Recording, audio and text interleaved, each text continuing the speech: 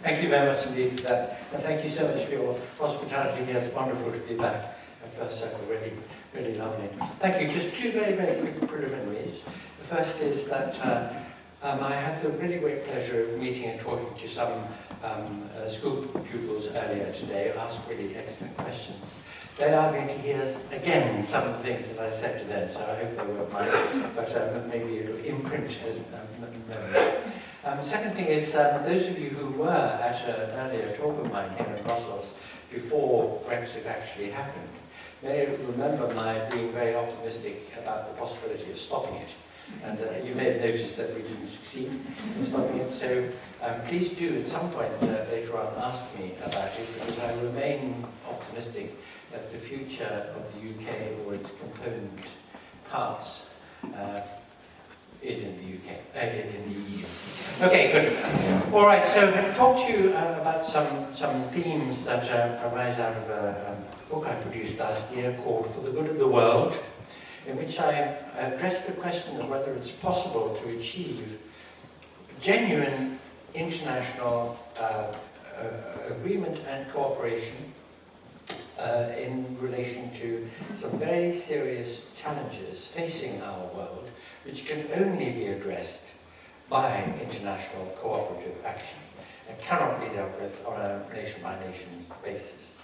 The first one is a very familiar one. It's the climate challenge. We're all very familiar with it. Part of the problem with the climate challenge, of course, is because we are so familiar with it, we tend to rather glaze over when it's mentioned and to look away. We've heard about it so much, and some of the appalling things that are predicted as a result of it make us averse to discussing it.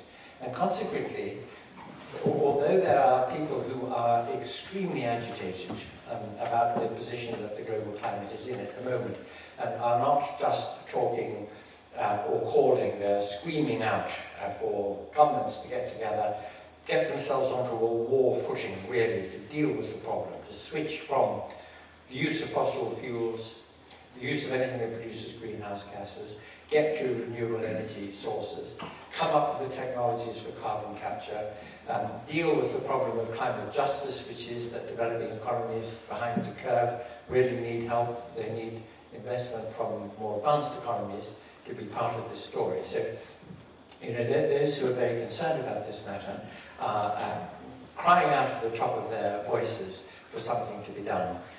And so many of the rest of us, when we hear about it, we see reference to it all the time in the media. As I say, it tends to make the eyes glaze over a little bit. I want to mention just two things in connection with the reason why it matters enormously that we should be thinking about climate. I mean, this is in the face of the fact that I know you know that we should be doing something about it. But just to give you two examples, one on the sort of large scale, macroscopic level, and one on the microscopic level. Macroscopic level is that at some point in the next few decades, and it's not clear quite when that point will be reached, because of course, as the climate changes, as the ice caps melt, as sea levels rise, as extreme weather events become more frequent, as droughts, floods, famines, the spread of tropical diseases into temperate climes continues, so we get closer and closer to trigger points, tipping points, where the following cascade of events might be very difficult to predict and very difficult to manage. And one of them might be that many, many, many, many people will be displaced by drought or flood or some other kind of disaster precipitated by this process.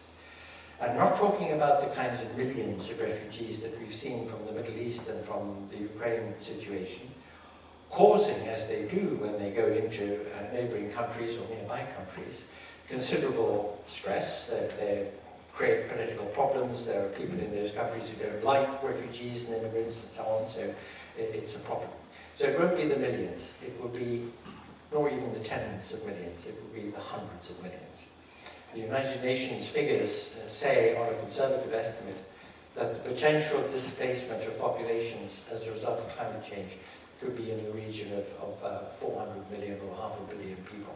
Now, if you imagine the incredible stress that that would place on countries themselves already stressed by climate-induced problems, if you ask yourself whether the infrastructure is going to be in place to deal with that kind of displacement of populations, or whether the mindset of potential host populations has been got right about welcoming in people who are in desperate need of food and water and shelter, and then the answer, of course, is no, because there's been no conversation about it at all. On the contrary, what the people around the world are doing, if they are in the neighbourhood of migrant populations, is to build fences, put up walls, have soldiers with guns patrolling those boundaries. And if you ask yourself whether that's a solution to the problem of massive displacement of populations, then the answer is either no or some horrifying alternative. So that at the large scale is something which we are not talking about enough. There's not enough topic awareness of it, we're not thinking about it enough. At the microscopic level, well, let me just make this point to you, that in what is called, it's like euphemism, the global south, and it's not just the southern hemisphere, but the developing economies, the poorer countries of the world. In the global south, the kind of clothing that women wear is not very friendly to floods. And women in the global south tend not to learn to swim. Women in the global south tend to be looking after children and the elderly and the ill. They tend to be the ones who have to go and find fresh water. And if there are polluted water supplies, they have to walk further. The further they walk, the more exposed they are to harassment and the rest. In other words, the point I'm making is that in the global south, the people who are on the front line of harms induced by climate change are women. They will drown in the floods. They will be put under the most incredible stress, looking after very dependent, vulnerable people for whom they have a responsibility. And their voice, in a way, or their situation, the conceptualization of the impact on people who are that vulnerable is, again, something which is not in the public conversation, and yet ought to be, because at all scales of thinking about what climate change is going to mean for the world, we really do need to be imagining, visualizing worst-case scenarios so that we can prepare for it.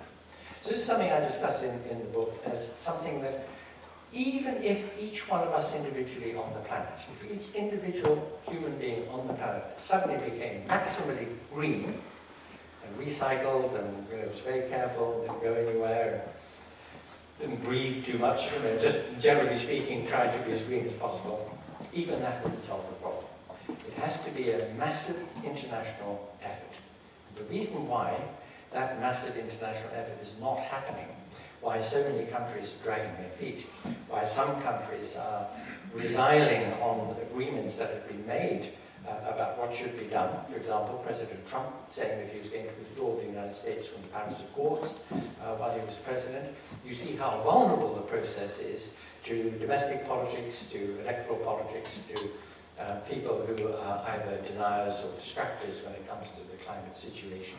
And overall, there's a major problem, which is that most individual economies, most individual states are very leery, very reluctant to be at the forefront of endeavours because of the damage to their competitive advantage relative to other economies. So self-interest, economic self-interest is a real drag anchor on what's happening. And things aren't happening enough or fast enough or in a concerted enough way to deal with what is an extreme emergency facing human beings on the planet. I say facing human beings on the planet, also facing other species, of course. I don't know whether you know this, but with the warming which is happening already, every species of plant and animal on the planet is having to migrate by 1 kilometre a year north if they're in the northern hemisphere or south in the southern hemisphere in order to remain in the ecological niche to which they have evolved. So already those impacts are happening. And already, of course, we're seeing through the increasing number of extreme events around the world, weather, bushfires and floods and droughts and so on, that the planet is under a great deal of stress from the point of view of its living inhabitants. Of course, the planet itself has had even more significant episodes than this in its past, and has survived. The planet will survive. It will recover. New species will arise and evolve, and other species are wiped out.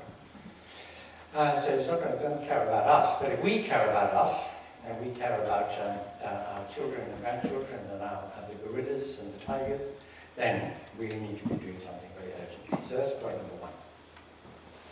The other thing I discuss in the book, which also requires concerted international effort, and about which there is far too little such effort, is the extremely rapid and diverse technological change which has overtaken our world.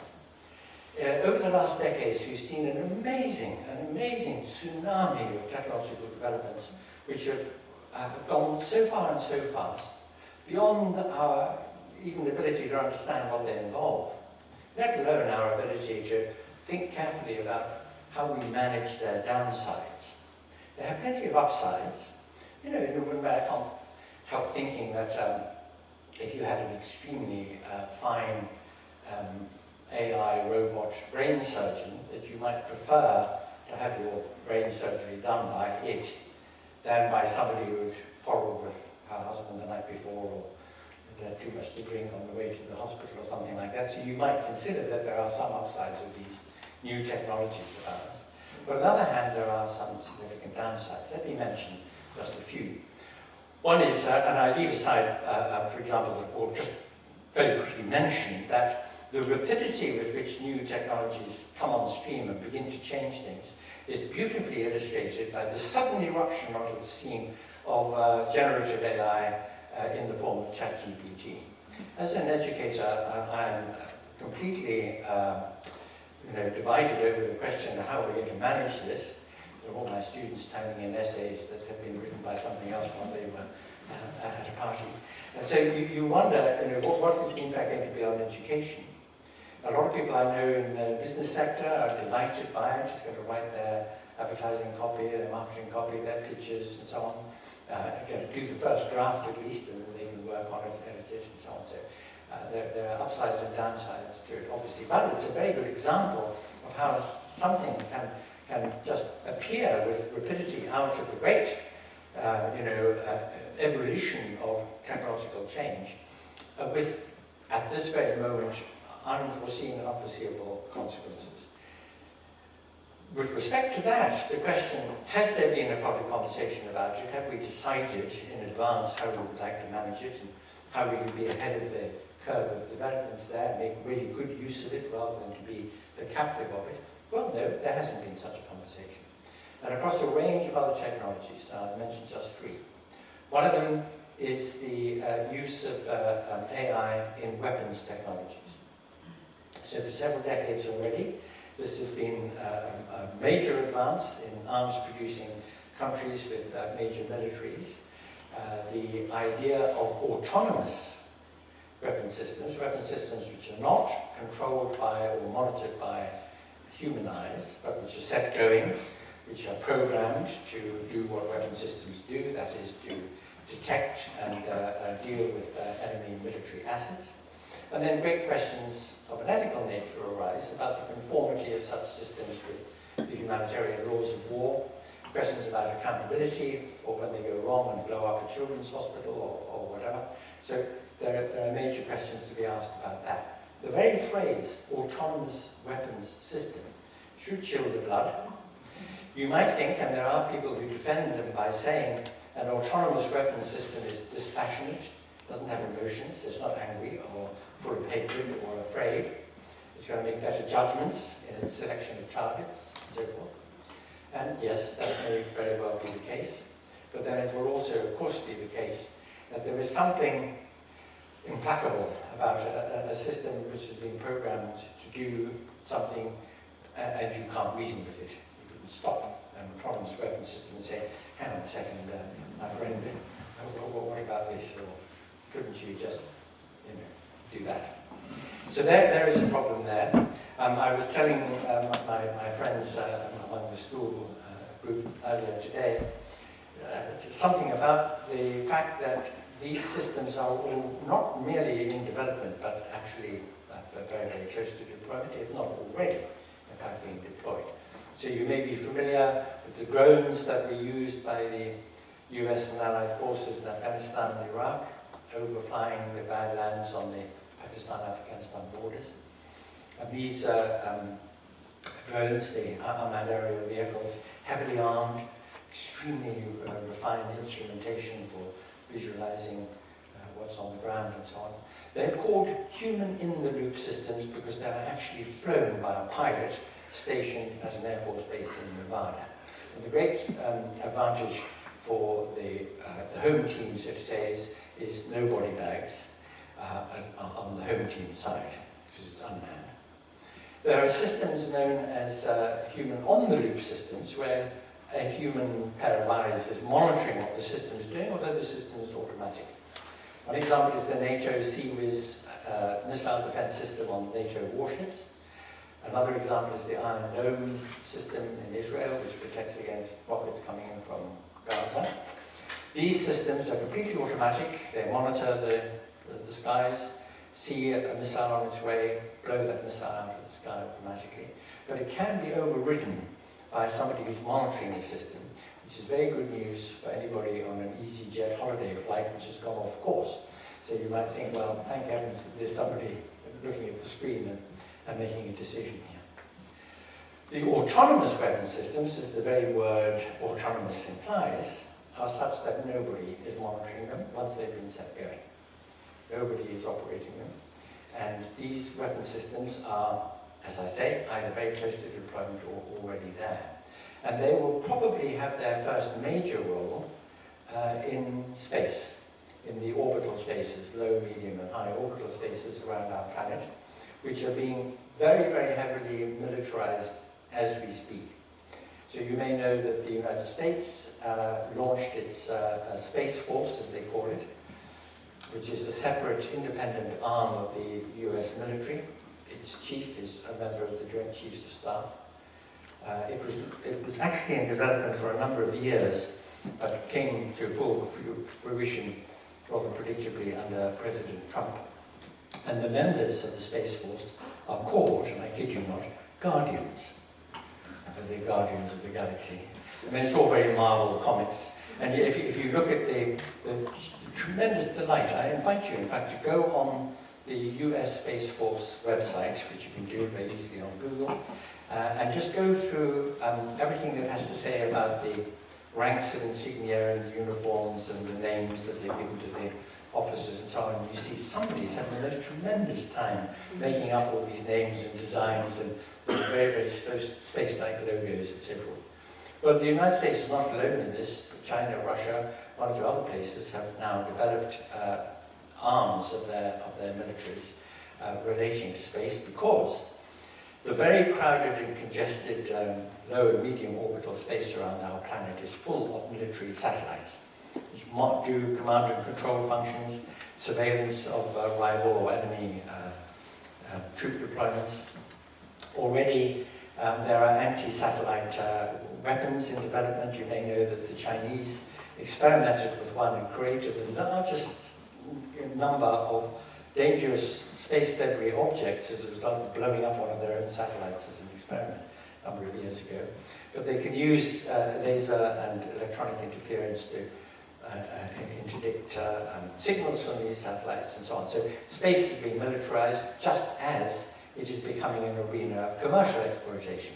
Because as you know now, mining operations are due to start quite soon on the moon. There are a lot of developments in the private sphere in that respect. And naturally enough, competition, commercial competition can easily lead to conflict. Conflict can lead to the deployment and use of these weapons systems in space and on the planet. So once again, all this sounds incredibly fanciful. It sounds like science fiction. It is actually happening. And most of what I've described to you, given that we in the public domain are way behind the curve on understanding what's happening, what I'm probably telling you is old news and is already in place. Has there been public conversation about this? No. Has there been a discussion how it's to be managed? No. There have been efforts. I mean, for example, the last major effort by the international community to think about how it's going to manage what happens in space with new technologies is the 1967 Outer Space Treaty of the United Nations. And it outlaws the use of nuclear weapons or weapons of mass destruction in space, but not conventional weapons. And also it was a United Nations treaty agreed and adopted at a time when in fact the major players were the USSR and the USA. It was a Cold War treaty.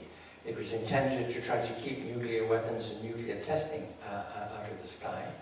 And it didn't envisage commercial activity in space or the development of sophisticated weapons technologies in space, because neither existed at that time. And yet, in the interval between then and now, there has been a lot of in the bubble conversations among people who are experts on these things, but not in the public domain.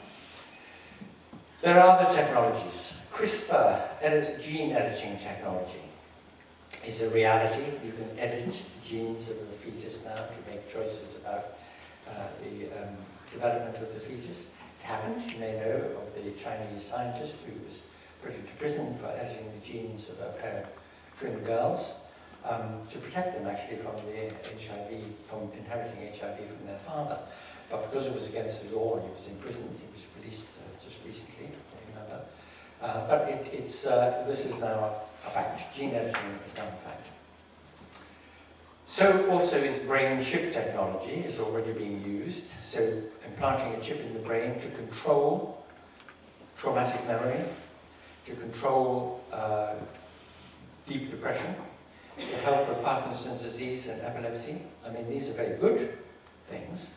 But you know, all you have to do is drop an adjective. If you can control bad memories, you can control memories.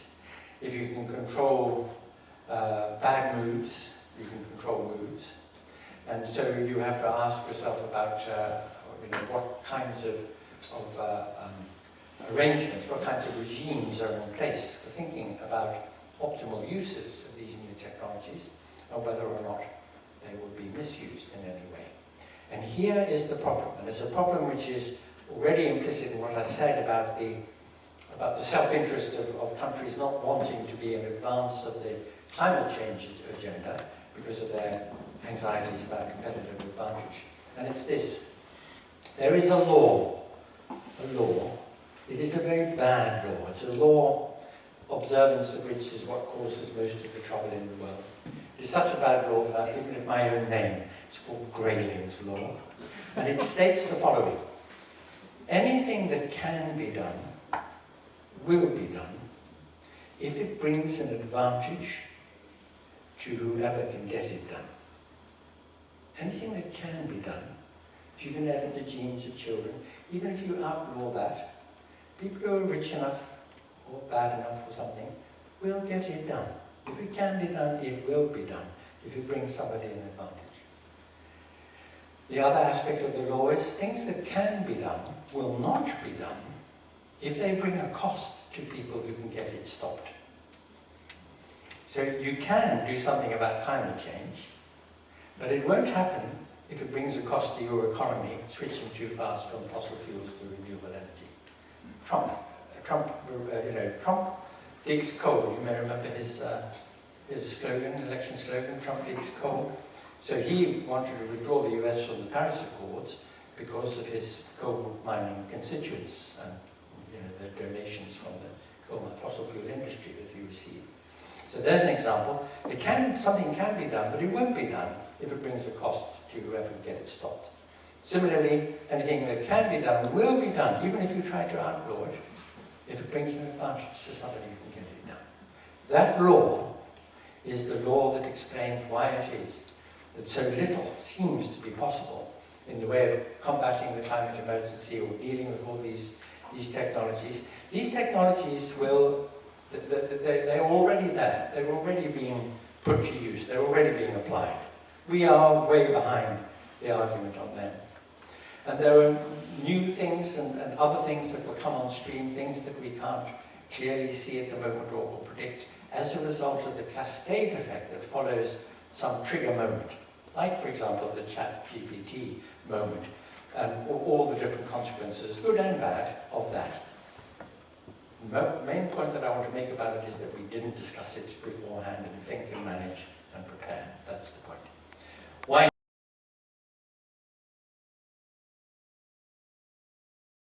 That the $64,000 question might seem such a piffling sum of money. I assure you the $64 million question. But the big question is, how have things got to this pass? Well, a main part of the answer, and of course everything is multi-causal and multifactorial, but a main part of the answer is the tremendous amount of inequality that there is in our world.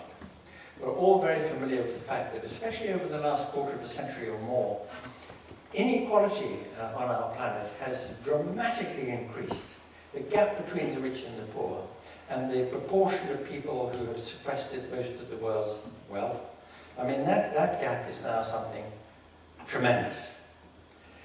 And it's not just a matter of economic inequality, of money, because the possession of economic resources is the same thing as possession of influence and input into public policy matters and into government and into control. Money is power, and power is money, and if you don't have money, you don't have power. You don't have a voice, you don't have much of an input. And the vast majority of people on this planet have very little say. They're not part of the conversation about any of these things. And that is because the global economic system is such that it hoovers up vast sums into very few hands, and those hands are in control of most of the decision-making processes, political and otherwise, in our planet. This is the problem. And I was saying to my school friends earlier today that in order to really grasp the significance of what inequality means, one has to think as follows. I offered them the example of the difference between €1 million and €1 billion. Well, think of it in terms of time. 1 million seconds is 2 weeks, roughly. 1 billion seconds is 32 years. That's the difference between 1 million and 1 billion. So when we talk about billionaires, the Elon Musks of the others of this world, or the Russian oligarchs and so on, we're talking about scales of wealth which are almost sort of ungraspable, in the sense that you have to ask yourself, really, you pinch yourself when you think, what do you do with billions, plural, of euros or dollars or anything else? How the hell can you spend that amount of money, and how many lifetimes would it take to spend even the moiety of that money? I put it to my school friends by saying, well, how many private yachts can you sail in at any one time? How many private jets can you fly in at any one time? Or mansions can you live in, etc. It just seems incredible, and yes, that's where we are now. Think of it, some of us here in our youth heard about millionaires. Who is a millionaire? Well, multi-millionaire, my God, that's really something. But now we talk as if it was the same thing of billionaires. But it isn't, because the difference between $1 million and $1 billion is out of the scale of imagination. And yet this is how our world is now. And it's money that is the power, and it means that all around the world there are people, even in developed economies, whose degree of input into the conversation about the environment, or about technological change, or about how we should think about how society is going to be, or should be, configured to deal with these new developments happening as they are so rapidly, so quickly. They're just not part of the conversation at all, and that's where the problem is. So, I will end by saying, should I end? Probably if I end just 4 minutes, yeah. It's gone too long. But I end just by saying that there is an ideal solution, which, precisely because it's ideal, it's not going to happen. But the ideal solution is to foster the development of effective democracy in our world. By which I mean democracies that are properly representative in countries with good constitutional arrangements, good institutions, where electors are well-informed and thoughtful and altruistic. Okay, so you can see this isn't going to happen. It does remind me of that story about Adlai Stevenson. Some of you may remember when he ran for president against Eisenhower back in 1952. He was a very intellectual fellow. And somebody said to him, Mr. Stevenson, every thinking person in America is going to vote for you. And he said, I'm pleased to hear it, but I need a majority. Well, this is exactly the problem that we're faced with here, that we're not going to get that ideal. So how are we going to cope with it otherwise?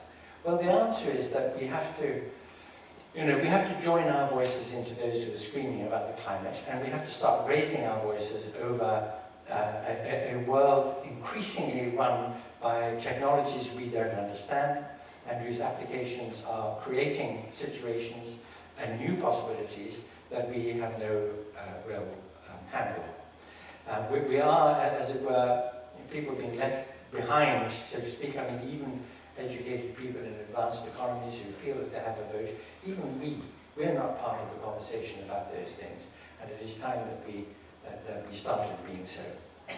We feel powerless as individuals, but we aren't. I mean, as individuals, we can inform ourselves, we can talk to other people and try and persuade other people to be interested as well, not necessarily to share our view, but to get the level of information and debate up, to raise the level of the conversation and the decibel level of the conversation about these things, because that is the way, by circulation of ideas, discussion of ideas, information, that we do start to make a difference to the fabric of our societies, and perhaps to have some better and greater input into the decisions on the public policy front, at any rate, which really matter in these things. So this is somewhat optimistic and somewhat idealized sense of trying to encourage people to do more, to be greater participants in the conversation. But what is the alternative? It's a little bit like that comedian who had started out as an engineer and was very numerate. And he said to his audience, he said, it said that nearly 50% of marriages in the United States of America end in divorce. And that means that over 50% of the marriages in America end in death. So the way he put it, as you can see, intended to be a joke, was meant to sort of leave the audience on a rather depressed kind of note, thinking, what the hell is the option between those two things? But truly, unless we ourselves individually try to do something and make some contribution, however small, like the pixelation on a TV screen, enough of them, there's a picture, unless we do that, what is the alternative? The alternative is to give up in despair. And that, as human beings, we should never do. Thank you.